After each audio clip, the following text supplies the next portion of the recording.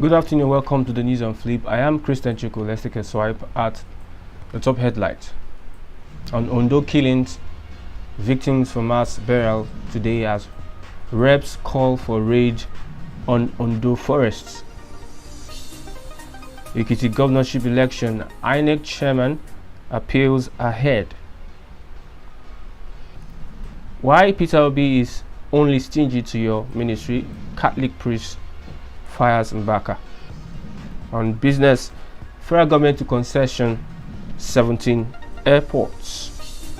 Sports, Arsenal ready to pay crazy fee for Osimhen. Let's take a look at the news in detail. The House of Representatives on Thursday urged the federal government to declare a state of emergency on forests reserves in parts of Ondo State as part of efforts to arrest and prosecute the terrorists who on June 5th massacred about 40 worshippers at St. Francis Catholic Church, Owo. The lawmakers made a call after unanimously adopting a motion moved by the lawmaker representing Owo Ose Federal Constituency in Ondo State, Oluwatimileyin Adelegbe, which was titled "A Motion of Urgent National Importance brought pursuant to the standing orders of the House of Representatives on the killing of innocent worshippers in Ondo State."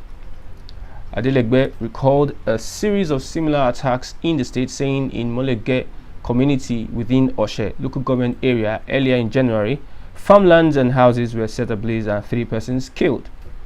On Sunday, January 23, 2022, there was a deadly attack carried out on Okeluse community, also in Oshe local government area, by armed men who razed farmlands, houses, and left 3 persons dead. In November 2021, a group of armed men killed the Olufon of Ifon, Oba Israel Adewusi, in the same local government area. The House asked that the federal government declares a state of emergency in the various forest reserves in Ose Federal Constituency in order to comb and fish out the perpetrators of these crimes. Meanwhile, St. John's Grammar School Old Boys Association of Ile-Ife, Osun State, has mourned one of their victims of the attack, Adesina Ajanaku, and Ile-Ife Prince, who was killed along with his wife. The couple will be given mass burial along with 38 other victims of the attack today. The SJOB president, Dr. Festus Oshoba, in a statement made available to reporters, said Ajanaku, who served as an altar boy at the weekly Holy Mass celebrated in the school hall, imbibed all the teachings of our late founder and was nicknamed Father John for his piety and dedication to serve God. He did not depart from his holy ways as he became a Catholic Church leader as a Knight of Saint Mulumba in 2017. On the Ekiti election, the Independent National Electoral Commission has appealed to its staff to uphold the Commission's code of conduct, display usual sense of responsibility, professionalism, and firmly resist any unethical behavior during the June 18th Ekiti governorship election. INEC chairman Prof. Mahmoud Yakubu made the appeal in Abuja in his message to INEC staff on the state's election. He advised them to ensure that no political party or candidate was accorded any advantage over the other. Yakubu said from June 2021, when INEC released the timetable and schedule of activities for the poll, it had collectively implemented several activities and taken every step to guarantee a free, fair, credible and inclusive process. The election is coming 7 months after the successful conduct of the Anambra State governorship election in November 2021, but it will be historic because it will be the first governorship election to be conducted based on the provisions of the new Electoral Act 2022. Under Peter Obi Mbaka saga, popular Catholic priest Father Oloma Chineye John, a priest of the Catholic Archdiocese of Abuja, has reacted to a recent ministry Enugu Father Ejike Mbaka attacking the 23 presidential candidate of Labour Party Peter Obi, a stingy man. Mbaka had, during an adoration program on Wednesday, declared that Peter Obi cannot emerge as Nigeria's president, saying he's too stingy and would impose poverty on Nigerians. The comment has continued to generate reactions from concerned Nigerians, particularly the supporters of Obi, who have taken to the social media handles to lambast Mbaka. The Catholic Diocese of Enugu also disowned Mbaka over the inflammatory political utterances, urging the general public to hold him responsible for his outings. Reacting also, Father Oluwamai in a Facebook post argued that Mr. Obi may only be stingy to private ministries like Mbaka's Adoration Ministry, but not public institutions like schools.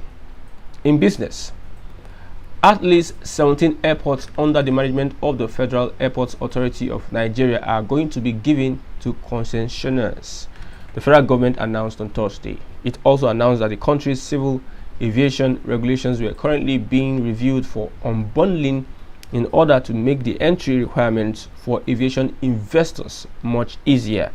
The Minister of Aviation, Hadi Sirika, who disclosed this at the ongoing National Aviation Conference in Abuja, stated that aside from the current concession of Nigeria's major international airports, other airports would follow suit.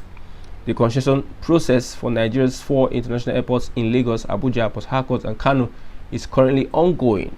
FAN manages 21 airports on behalf of the federal government. Speaking on investment opportunities in the aviation sector, Sirika said for investments in the airports, airport concessions starting with the 5 international airports are also excellent opportunities for investments.